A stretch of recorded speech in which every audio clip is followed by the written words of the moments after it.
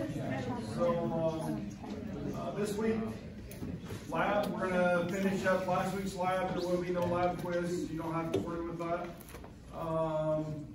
Thursday morning, I'm going to get you guys started, and I have an appointment to get my second round of the vaccine, and I'm going to leave you with a student worker and another faculty member. Is that okay? So I'm supposed to be there between 10 and noon.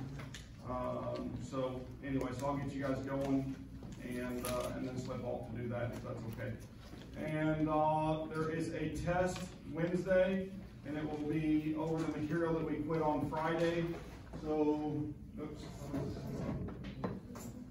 So it will be up to catalytic reforming in the organics chapter. Any of that content will be available. Anything past that that we start today will not be on the test. Okay? So I have not written it yet. So plan on coming to class to take it. It will be electronic. Just to let you know that, but I want you to take it here if you're available. If you're at home, then you guys go ahead and take it during that hour period. That's when it's going to be open. So that's the only thing we're doing that day.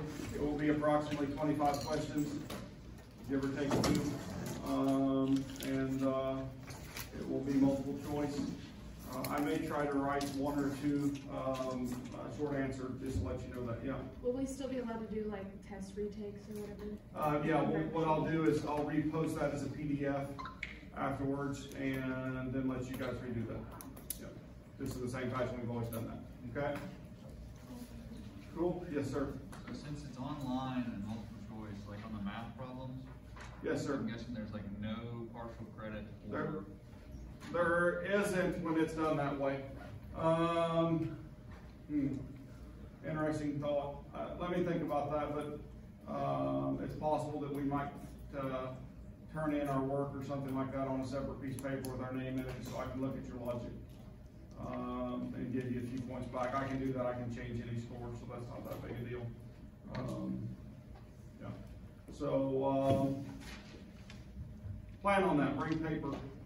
And be sure to put your name on it and just turn in your work, and then we can go back and look and see if we can make some adjustment if we need. Okay? Will we have any equations we need from that? If, as I always do during the regular semester test, if you arrive at a point and you need an equation, all you have to do is ask. And if you do that, then I'll put it on the board for everybody. And if you guys don't need it, then that's wonderful to me. But I want you to learn those. When you get to the final, you won't have that. So the final, you'll be expected to know the equations and be able to utilize those. Okay. The only information you'll get on it is what's been given to you by the test itself. Okay. The test booklets, the practice books are upstairs. If you guys want to start looking at those questions, this would be a very good time in the semester to do that. Right. So you can even practice for our test by doing the chapters that we're covering right now. Does that make sense? In the practice book? And so it will give you additional questions. The answers are there. Please don't mark in our books, right? Do it on a separate sheet of paper. And it would give you an opportunity to number one, practice for the final, practice for the test we're about to do. Those contents are the same, right? The more I can get you into it, I don't know, I think I ordered 3 of the new study guides, and there's 3 or 4 of the old study guides up there. So there's a pile of them. So if a lot of people show up one night, you guys there should be plenty. Okay? You can also order one yourself if you would like from the American Chemical Society.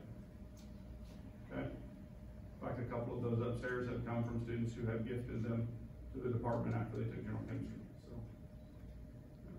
yes, sir? How much would one of those cost if you wanted to buy one?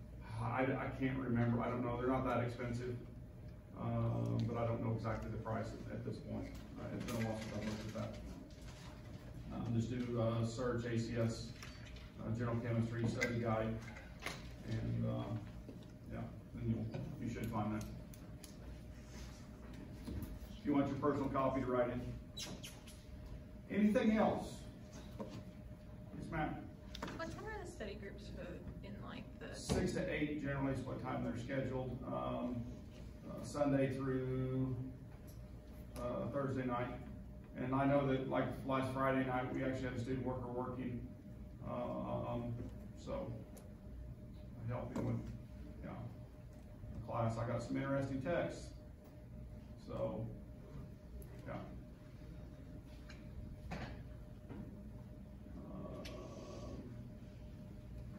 All right, let's move on. Catalytic reforming is where we stop. What will we do? Why would we do catalytic reforming? What would be the purpose in catalytic reforming of fuel? Yes, sir? Would it be like for efficiency? Like For efficiency, or what fraction currently are we using the most of in terms of crude oil? When we distill it, I'm talking about the fractions, the light carbons, the natural gas to butane, the gasoline fraction, the kerosene fraction, and so on. Which one are we using the most of? Gasoline. And so we can take some of the longer fractions, the fuel oils, and turn some of those into gasoline, right? And lubricating stocks and those types of things. And so the purpose in that is to, number one, to crack it and make new things, right? So we cut it up and then we reform it to make it higher octane. Okay, so anyway, so catalytic processes are very big in our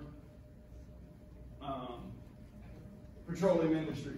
This is a slide that I showed last time. I ended on this, and it said cracking is currently the #1 source for hydrogen vehicles, which doesn't take it out of the world of fossil fuels. Does that make sense? What would be a better option, could you guys think of, to get hydrogen gas than to get it from fossil fuels? Yeah? Water. Water, right? So if we can do electrolysis on the water molecule, from that we would get hydrogen gas and oxygen gas, and then we could take that and react that to do our fuel cells, hydrogen fuel cells in those vehicles, okay? And that would be a much better option. Why are we not doing that? Yeah? Because the diffusers and to do electrolysis are expensive and it's hard to maintain. It really is. It's not, number one, in a state where we can put it on the road and it be relied on. Number two, the ability to produce enough energy to do that is still more expensive than it is to use fossil fuels. Does that make sense? Yeah, though it is cleaner. One might argue that the long term this may be less expensive to do it that way by water. Does that make sense, to get that hydrogen? And so there's arguments that can be made, and as that technology improves, and it is improving, okay? And they're developing some membrane technology and those types of things, which are making these much more reliable, okay? And in fact, you can get even some generators and those types of things that run on hydrogen technology vehicles. Some communities have tried that. I know there's a few fuel stations down in Arkansas. They're along 65, about mid-state. As I have gone south, have noticed those, and so there are some communities that are utilizing that. So anyway, other things that I want to talk about are tetraethyl lead, ethyl bromide, and those types of materials that were once put into fuel. Tetraethyl lead was a octane enhancer. So instead of reforming the fuel, the chemical tetraethyl lead was added to fuel. Now, I jokingly always say that you guys are at an age where you may have become smarter than your parents, right? You're supposed to giggle just a little bit right there, right? And it may be true because they were exposed to lead in significant amounts when they were children. So, well, actually they put ethyl bromide in to help precipitate that so we wouldn't be exposed as much, right? But I sure remember back in my day, you could take a hose and stick in the gas tank and you could draw suction on that. You could fill up your lawnmower fuel jug and never have to go to the gas station, right? And more than once you would get a mouthful, right? It's called siphoning, yeah. And so anyway, bad habits. That's been replaced by toluene, terpene alcohol, methanol, ethanol, MTBE, all of those enhance octane rating. And so then they build fuels. Fuels are scientifically made, right? And so they try to find that right ratio to get that test engine to run at the octane rating that they want. And so using additives. The MTBE is kind of an interesting story. Actually, I took that last line off because that's not true anymore. Lead's no longer used. It's last I read, there was one station in England related to aircraft that still had leaded fuel. And so nowhere else in the world, according to that article, and it was an article, but is the tetraethyl lead being used. So it's gone away. And I must not have updated the slide set. So anyway, this is an interesting slide, okay? If you look at the left axis, it's the hydrocarbon emissions in grams per mile, okay? And what do you note about the red line? Since about 1970, what's happened to that red line? It's gone downhill, and since about 2000, it's flat, isn't it? Okay, so that's the hydrocarbon emissions. What happened in 1970? Or thereabouts, 1972? Gas price, but there's another thing that happened. Happened in England. First, we talked about pollution a little bit, and we talked about the Clean Air Act of England in the 1950s, right? And in the 1970s, the United States followed suit. Okay, and so laws were enacted to bring down the amount of unburned hydrocarbons coming out of tailpipes. Back in my day, you could smell gasoline in my 1968 Chevrolet pickup every time you got in the thing. Okay? I promise you there was enough holes in the floorboard and the seals weren't tight, and the nice thing about it was I could work on the engine. Okay? I could take it apart and put it back together all by myself. There was no small control on that pickup, period. And in fact, when I bought my 1986 Ford F-250 brand new, what was the first thing I did? I'm admitting to this on tape right now. I did. I changed the exhaust system. That means I took the catalytic converter out of it, right? Yeah, you sold that because they were worth something, right? It was brand new. And then I took the pollution control off of it, right? Because that was robbing horsepower. They had all that stuff on there, and so we just unbolted that, and that was on the recommendation of one of my mechanic friends. And he told me what to do and how to do it, and so I just automatically did that, right? Later on, I took the intake off of it, recammed it, and put a Holley 4-barrel carburetor on it, and put some bigger jets in it so I get more horsepower so I could outrun everybody in the stockyards. Okay? So, but that's what farm kids did. It was automatic for us, right? Today I realize that there's folly in that, right?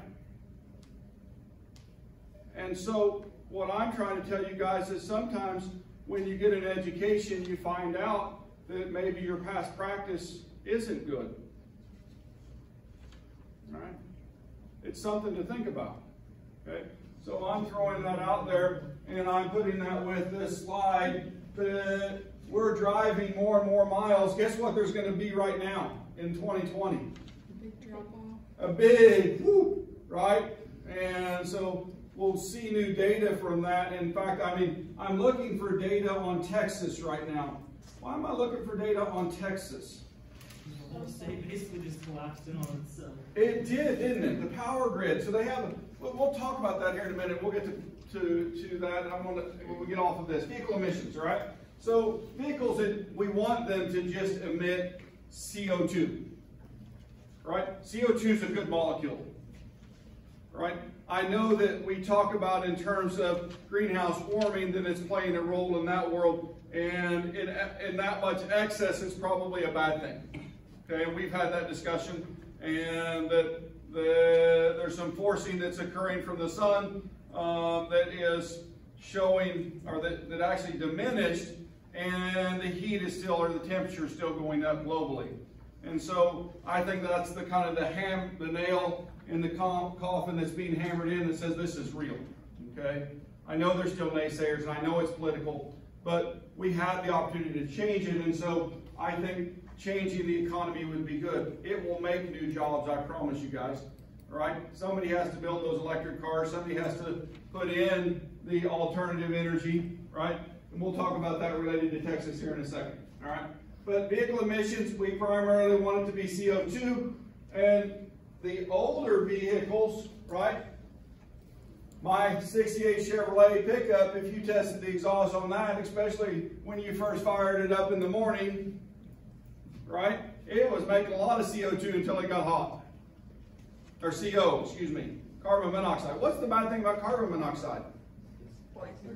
It's toxic. It irreversibly binds to hemoglobin, and so you have to make new red blood cells after you've been exposed to it, right? So it takes a few days to get over it, if you make it, right?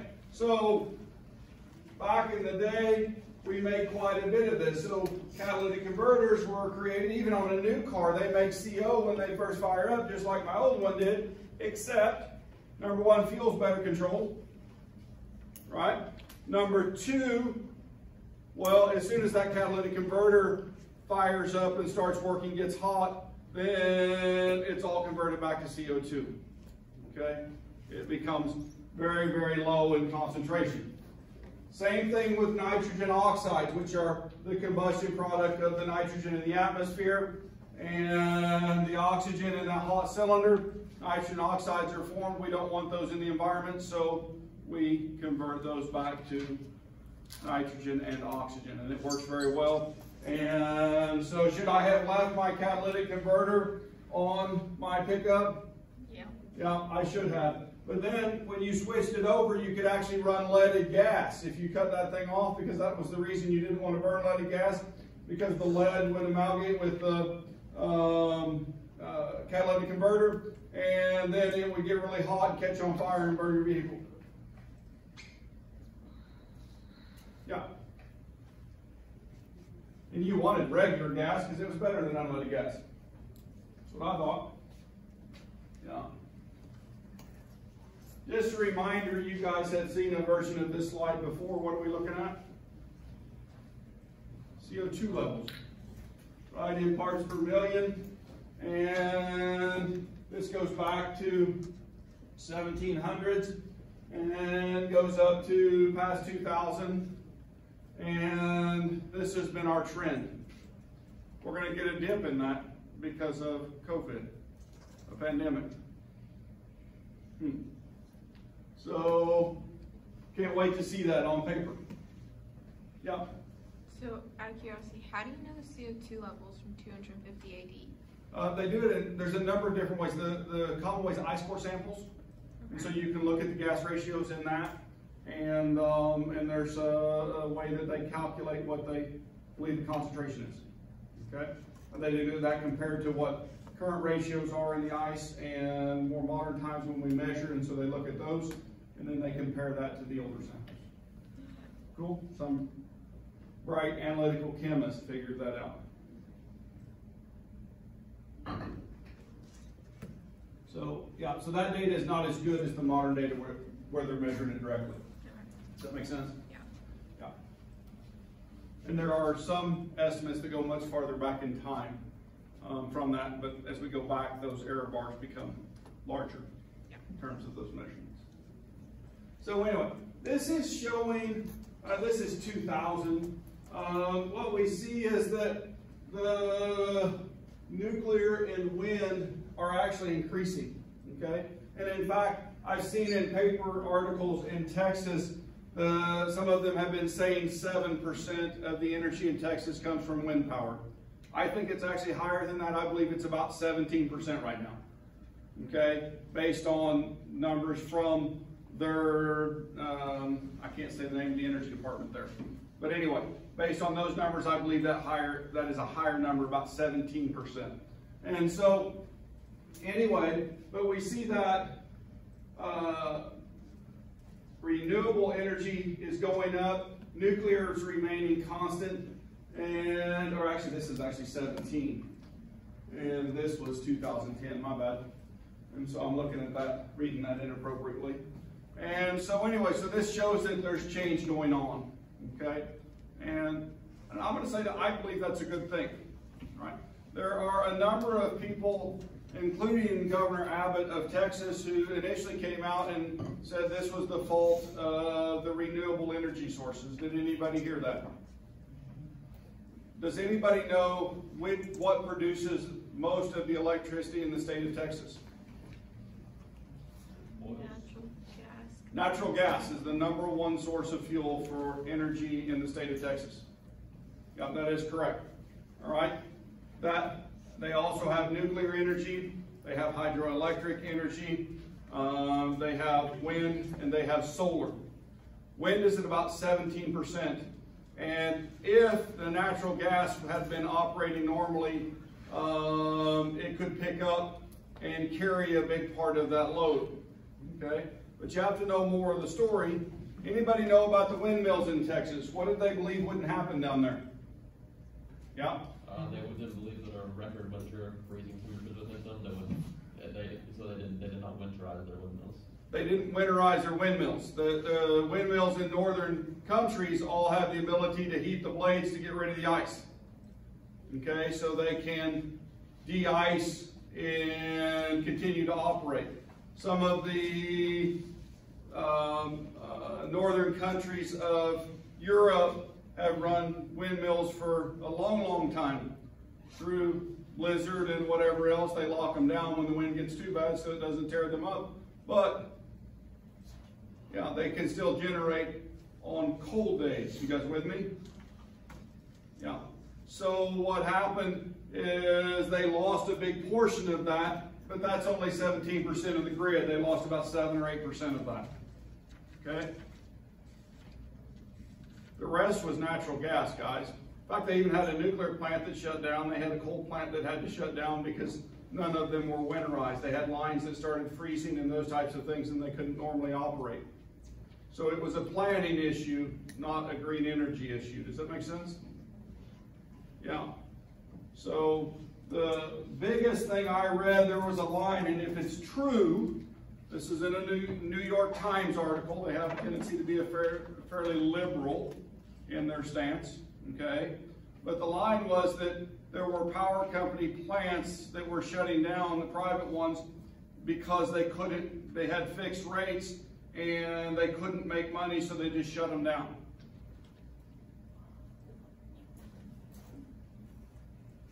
As a citizen, does that make you angry?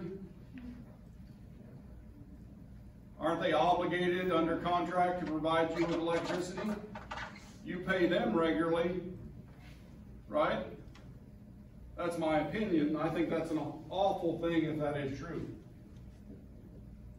That's the same as the Flint, Michigan water system, where they let the water become acidic, dissolve the metals in the pipe, and expose people to heavy metals. Those things are atrocious, guys, and should never happen. Okay? Now, if you shut down because of poor planning and you were not winterized, that's a different story. Okay? Now, don't get me wrong, but intentionally turning off the switch when you can operate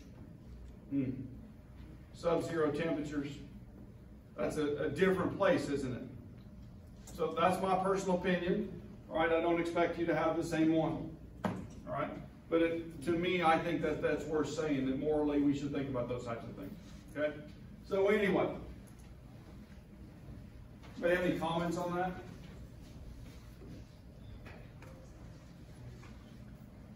I would say that the reason they didn't winterize their mills is because it's actually very expensive to do so, and Texas is like almost technically a subtropical climate. Like hindsight is 2020, but it wasn't like they were expecting, you know, a freezing winter. They weren't. Yeah. I agree 100% with that. And so the worst case scenario was worse than what they had planned for. You guys get that? They didn't have the expectation that they would need as much energy as that was being asked to be delivered. okay, because it was much colder. And so, what do you think Texas is going to do over the next 5 years? They're going to winterize everything, and hopefully it won't be forgotten, and they'll be ready for it if it happens again, right? In another, 50 years. The other thing, you guys realize Texas is independent of the rest of the United States, and they couldn't borrow electricity from the other grids because they have chosen not to connect. Can I say a joke here? They're still expecting that they're going to secede from the Union and make their own country, so they haven't tied into the rest of the country for power grid. You know, that comes up in their state Congress regularly. I was born in Dallas, I know that. Yeah. So Baylor Hospital. All right. Emissions. This is just showing some hydrocarbon emissions and those types of things. Coal. Even some other coal plants shut down. Wow. They weren't ready for the cold. In fact, every building in Texas is built to get rid of heat, not keep it in. You know. Most coal is burned to produce electricity, 300 million tons of coal per year. All coal contains some sulfur. What's the bad thing about sulfur oxide? You guys have learned this. It causes acid rain. It creates acid rain. Yeah, so H2SO4, ultimately H2SO3 and SO4. And so those form. So I always tell about trips to the Energy Center in Springfield, Missouri. We go tour the power plant up there, coal-fired plant, and they have 2 units there. And they actually, the coal from the eastern part of the United States is not used there, right? Because it's high in sulfur. So they ship all of their coal from Wyoming, which is a much bigger trip, okay, much more distance. It actually even costs more, but because of the expense of cleaning it, when you burn the eastern coal, to keep that sulfur from ending up in the atmosphere as a sulfur oxide is much higher. And so you can pay more for the coal and ship it a bigger distance and have less consequences from that. That's kind of an interesting story, isn't it? Right, when you think about it that way. So, is coal clean? I see these clean coal commercials.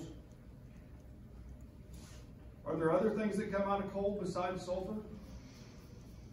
Are there heavy metals, for example, that are in there and they become part of the fly ash that we have to knock down?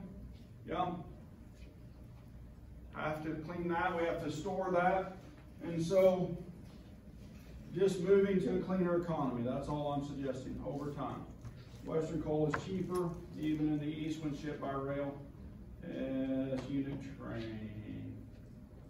All right, we're going to move into more, instead of the gasoline, coal, energy, those types of things, we're going to move into the chemistry now, okay?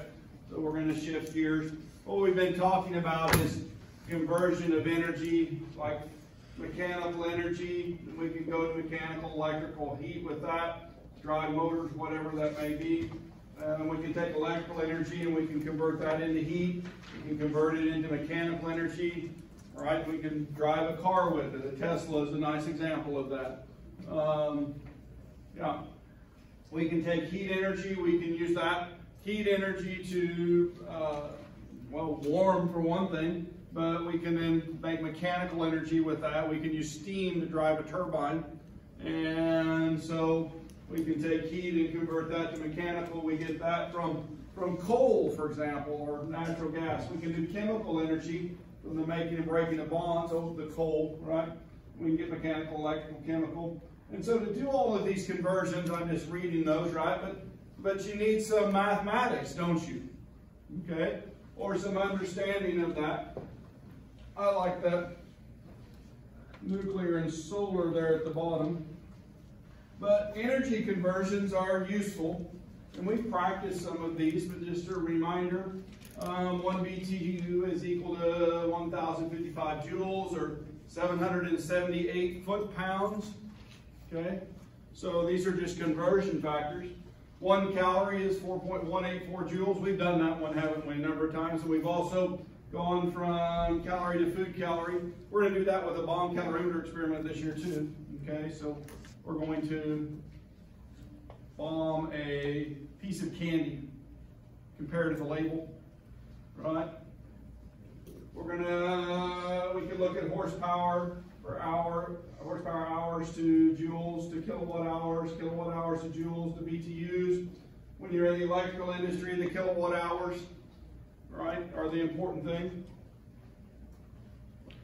Electron volts to joules. Electron volt is 1.610 to the negative 19th joules. Yeah. Energy of electron. So this is comparing some fuels. This kind of stays a little bit with where we were at, but we're going to move into chemistry, I guess. This is a kind of a cool slide in my mind. I'm going to do an experiment at the end of the semester, or a demonstration, in which we're going to take a gummy bear and we're going to make it scream. And you're going to be amazed at the amount of energy that comes out of a little gummy bear when it's released like that. Okay, you guys with me? It is. It's quite amazing. And so in anticipation of that, I want you to be thinking about that, but I want you to look at the candy bar. Right, you guys see the candy bar there? So what's candy bar made out of? Sugar and fat and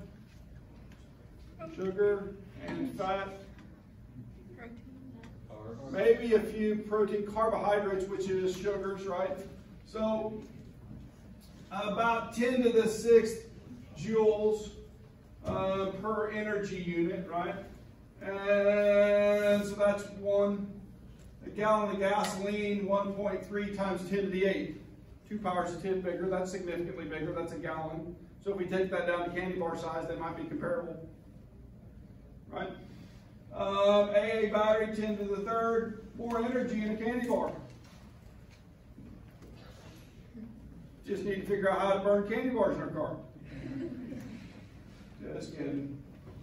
Standard cubic foot of natural gas, 10 to the 6th, about the same as a candy bar. Right? Yeah. A cubic foot of gas. Why is it about, what about energy density of gases? Wait, is it 1 times 10 to the 6 versus 10 times 10 to the 6? It's actually But the 1.1 times 10 to the 6th, and the next one down is 1 times 10 to the 6th. You with me? So very close in magnitude, right? If I move down to a barrel of crude oil, right, 10 to the 9th, a pound of coal, 10 to the 7th, pound of gasoline, 10 to the 7th, pound of oil, 10 to the 7th. And we see those hydrocarbons are all about the same, aren't they? Yeah. And then if I move down here, a pound of uranium, 10 to the 13th. Right?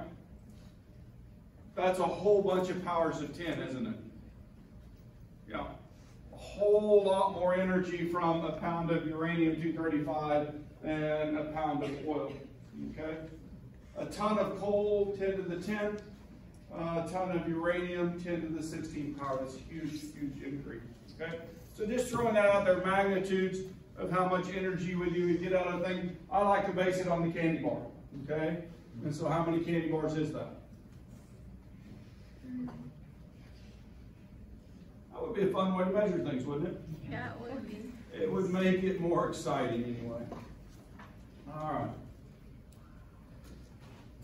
right. Organic chemicals.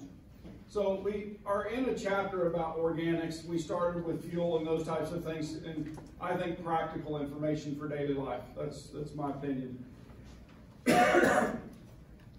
This is stuff that we use in our daily lives, whether you know it or not. Okay, does that make sense? And so in my mind, I think as a chemist, it's practical in daily life. Organic chemicals contain carbon, right? With a few mineral exceptions, usually contain hydrogen, right? May contain other elements. What other elements are common in an organic? Nitrogen? Oxygen? Chlorine, phosphorus, right? Well, but can we put metals in there too? Can we take iron and put in a protein? Yeah. Yeah, well, we have examples of that naturally occurring, right? We can also make our own chelators, okay? So we can have organometallics, all right? So nature contains many, many organic chemicals. Now, if I can synthetically make the chemical in a laboratory, is it the same molecule that is made by nature? Yeah, as long as I have the structural conformation the same, it's the same molecule. And in fact, you guys did the reverse Wöhler synthesis. You guys remember doing that? You took the urea and you heated it up in the test tube and you broke your test tube from the Bunsen burner? Yeah, you remember doing that, right? That was the first experiment that crossed the world from organic chemistry, well, that was reported in that way, and to inorganic chemistry. And so it connected the two chemistries in the synthesis, right? And so that was groundbreaking, and it took away the vital force theory, which said organic molecules had to be made by a living creature. Okay? It opened up the world of chemistry. I don't know what the total number is. Sometimes that link works, and I have to go back and change it. I did not do that for today. Let's see if it opens. Oh, it did. CAS, see if they still have that.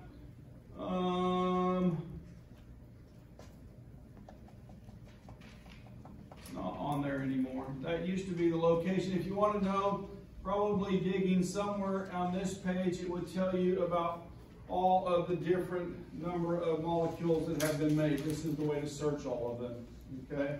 And so actually the software that we have on campus called SciFinder is the way to access the chemical abstracting services. But there are well over 100 million, I mean there may be 200 million by now. That number is growing so rapidly in the organic synthesis world because there's so many different combinations that we can make with carbon and the analogs of that. And so the inorganic side is in the hundreds of thousands of molecules. So organic molecules are much, much more studied than inorganic. Okay? Not to say that either one is more important, but life is based around organic chemistry. And so we see that having a heavier role. All right. Functional groups. What functional groups do you guys know? Here, let me draw one on the board, or a couple of them. I'm going to use an R, all right? An R can be any carbon chain, right? And so if I draw an R and I put an OH, right? What is that? Hydroxide. Is it a hydroxide? Alcohol. It's an alcohol. It's not a hydroxide. If this were an Na, for example, then it would be a hydroxide of metal. But it's not. It's covalently bonded to that oxygen. And so an example of this would be, and what would I call this? It's got one carbon, meth, methyl, alcohol, methanol. Cool? You guys with me? If I put two carbons right here, what would it be? Now what do I have? Ethanol. Okay? So if I put three, it would be propanol. Now, when I get to three, let's look at that just for a second.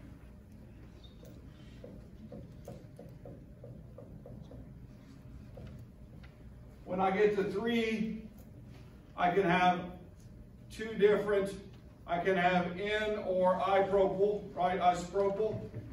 And N is on the terminal end, this is that. And then, or we would name those now as one propanol, or if it were here, it would be two propanol, or isopropanol.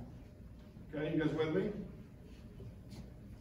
All right, so pattern of bonding, functional groups, well, they can be polar or nonpolar. Is that functional group polar or nonpolar? Non-polar. The carbon end of it would be nonpolar, but the OH is Polar. highly polar. Okay, so it's a polar functional group. You guys with me? And in fact, that one is so polar it can do what? Hydrogen bond. Hydrogen bond. A special bond in polarity, right? Because it contains hydrogen and oxygen. Patterns of bonding. All right. Now, the hydrocarbons themselves, I've been using some of that. I just did 3 different chain lengths, methyl, ethyl, propyl, right? And they were all alkanes. Could I put a double bond in that and change it? Yes. I mean, I could put a double bond in that alcohol. I can make triple bonds, alkynes, and I can make a different type of structure called aromatic, right? So it has extra energy based on its bonding pattern, okay? So those are all hydrocarbons, and we've talked about some of those. All right, so there's my ROH, and I say it right there, that OH is not a hydroxide. Now sometimes we do call it, when I have an OH on there, I'll call it a hydroxyl group, okay, language-wise, but it's not a hydroxide. It is not ionically bonded, and it will not fall apart in that way. Does that make sense? Okay, so what about this one, okay?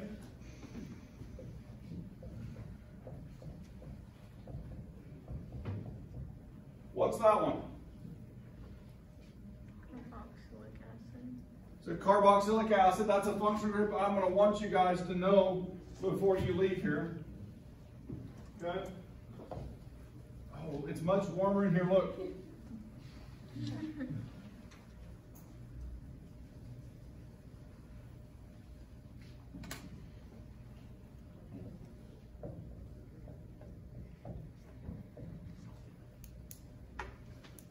What if I put a plus sign between these? What's going to happen? Take some scissors, cut that off. Take another pair of scissors, and I'm going to cut that off. All right, what am I going to get? Water. So, what else? So,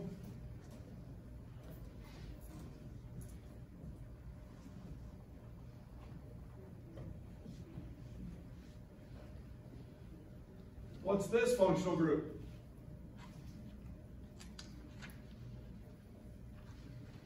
Better remember? It's an ester, right? So you take a alcohol and you react it with a carboxylic acid, and when you do that, you get H2O and an ester. Do you guys see that? Right? So there's R1, so that moves to right here, right? And this piece slides straight down. Yeah.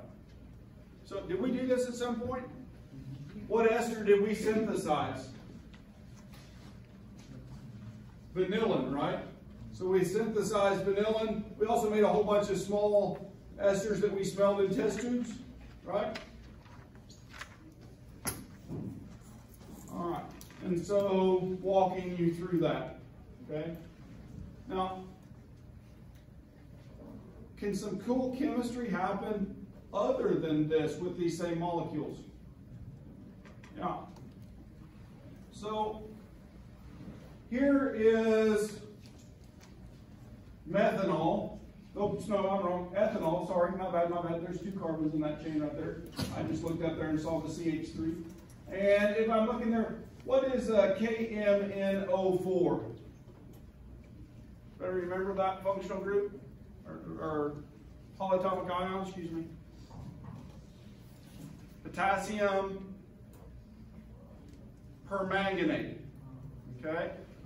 That happens to be a good oxidizer, right?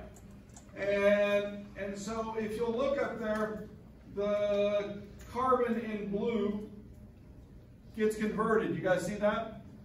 The oxygen ends up with a double bond on it, and we lose 1 hydrogen. and then it does it again, and what do we have after that? What's that molecule? What's its name? It's got Acetic acid, carboxylic group. acetic acid, right? Where do we find acetic acid in the kitchen? Vinegar, yeah. So that would have a vinegar smell when that happens, okay? So this is doing this in a laboratory, okay? Now there's other places that this happens, right? So I look at alcohol as a monosubstituted water, right? And it behaves that way. The hydrogen bond, they have an increased boiling point compared to other molecules, and they're highly, highly soluble. The short chains mix at any ratio, fully soluble in water, okay? And in fact, when we start looking at these, there are many alcohols which are very important in life, right? We use methanol for all kinds of things as solvents,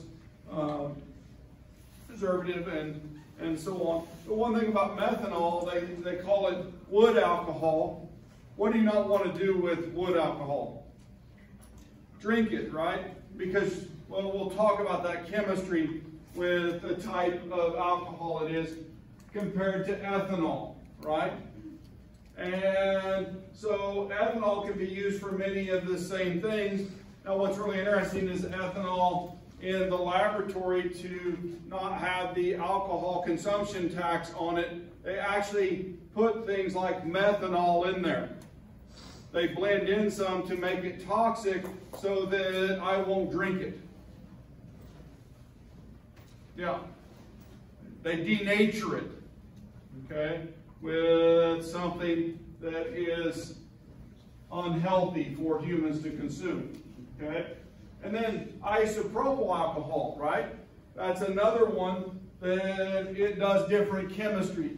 You notice that the alcohol is on that middle carbon when we talk about that. Ethylene glycol has a couple of alcohol groups on it, okay? And, well, it actually are 1,2-ethane-diol. And so we would use that molecule in antifreeze. It mixed fully with water, and the colligative property drops that freezing point much below 0, okay? So that you can survive what we survived last week without cracking an engine block, okay? Yeah.